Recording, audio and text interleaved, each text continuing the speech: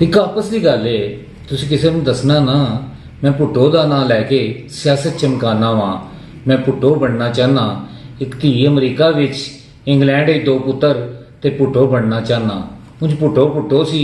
ਉਹਨੇ ਸਭ ਉਹ ਕੰਮ ਕੀਤੇ ਜਿਸ ਤੇ ਅਮਰੀਕਾ ਨੂੰ ਗੁੱਸਾ ਤੇ ਕਹਿਰ ਆਇਆ। ਉਹਨੇ ਸੀਟੋ ਨੂੰ ਛੱਡਿਆ। ਉਹਨੇ ਤੀਜੀ ਦੁਨੀਆ ਦੇ ਸਭ ਲੋਕ ਜਮ੍ਹਾਂ ਕੀਤੇ। ਉਹਨੇ OIC ਦੇ ਵਿੱਚ ਅਮਰੀਕਾ ਦੇ ਦੁਸ਼ਮਣ ਸਭ ਇਕੱਠੇ ਕਰ ਦਿੱਤੇ। ਵਿਤਨਾਮ ਦੇ ਮਸਲੇ ਤੇ ਅਮਰੀਕਾ ਨੂੰ ਰਿੰਝ ਕੀਤਾ। ਉਹਨੇ ਜੰਗ 73 ਵਿੱਚ ਅਰਬਾਂ ਦੀ ਮਦਦ ਲਈ ਤੈਯਾਰੇ ਘੱਲ ਦਿੱਤੇ ਜਿਨ੍ਹਾਂ ਇਸਰਾਈਲ ਉੱਤੇ ਬੰਬਾਰੀ ਜਾ ਕੀਤੀ। ਉਹਦੇ ਕਹਿਣ ਤੇ ਹੀ ਅਰਬਾਂ ਨੇ ਤੇਲ ਹਥਿਆਰ ਬਣਾਇਆ ਜਿਸ ਤੇ ਅਮਰੀਕਾ ਨੂੰ ਗੁੱਸਾ ਸੀ ਰੱਜ ਆਇਆ।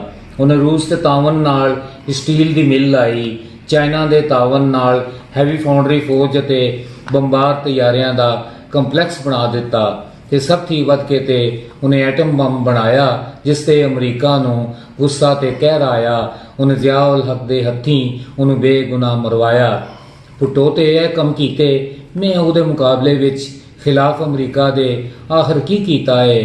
ਕੁਝ ਵੀ ਤੇ ਨਹੀਂ ਕੀਤਾ। ਬਸ ਗੱਲਾਂ ਹੀ ਕੀਤੀਆਂ ਨੇ ਤੇ ਗੱਲਾਂ ਹੀ ਕਰਨਾ ਵਾਂ। ਕੋਕੀਨ ਚੜਾ ਕੇ ਤੇ ਬਸ ਬੜਕਾਂ ਹੀ ਛੱਡਣਾ ਵਾਂ ਤੇ ਨਾਰੇ ਲਾਣਾ ਵਾਂ। CPEC ਨੂੰ ਬੰਦ ਕਰਕੇ ਚਾਈਨਾ ਨੂੰ ਰਿੰਝ ਕੀਤਾ, ਅਮਰੀਕਾ ਨੂੰ ਖੁਸ਼ ਕੀਤਾ ਤੇ ਨਾਰਾ ਕੀ ਲਾਇਆ? ਅਮਰੀਕਾ ਮੁਰਦਾਬਾਦ, ਅਮਰੀਕਾ ਮੁਰਦਾਬਾਦ। ਇਹ ਨਾਰਾ ਲਾ ਕੇ ਤੇ ਬਸ ਗੱਲਾਂ ਹੀ ਕਰਕੇ ਤੇ ਮੈਂ ਭੁੱਟੋ ਬਣਨਾ ਚਾਹਨਾ। ਭੁੱਟੋ ਬਣਨਾ ਚਾਹਨਾ ਵਾਂ ਪਰ ਮਰਨ ਤੋਂ ਡਰਨਾ ਵਾਂ। ਉਹ ਮਰਨ ਤੋਂ ਡਰਿਆ ਨਾ, ਮੈਂ ਮਰਨ ਤੋਂ ਡਰਨਾ ਵਾਂ। ਇਸੇ ਲਈ ਕਹਿਣਾ ਵਾਂ ਇਹ 1970 ਨਹੀਂ, ਇਹ 2022 ਏ। ਨਾਲੇ ਇਹ ਵੀ ਯਾਦ ਰਵੇ ਮੈਂ ਅਸਲੀ ਭੁੱਟੋ ਨਹੀਂ, 2 ਨੰਬਰ ਭੁੱਟੋ ਆ। ਮੈਂ ਵੀ ਮਜਨੂ ਹੀ ਆ ਪਰ ਦੁੱਧ ਹੀ ਪੀਣਾ ਵਾਂ, ਚੂਰੀ ਹੀ ਖਾਣਾ ਵਾਂ ਤੇ ਤੋਹਫੇ ਵੇਚਣਾ ਵਾਂ।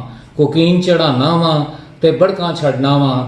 ਕੁਝ ਕਰਦਾ ਕਰਾਂਦਾ ਨਹੀਂ, ਬਸ ਗੱਲਾਂ ਹੀ ਕਰਨਾ ਵਾਂ ਤੇ ਨਾਰੇ ਹੀ ਲਾਣਾ ਵਾਂ।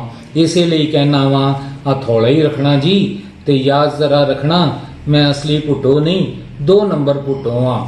ਇਹ ਆਪਸ ਦੀ ਗੱਲ ਏ, ਇਹ ਕਿਸੇ ਨੂੰ ਦੱਸਣਾ ਨਾ।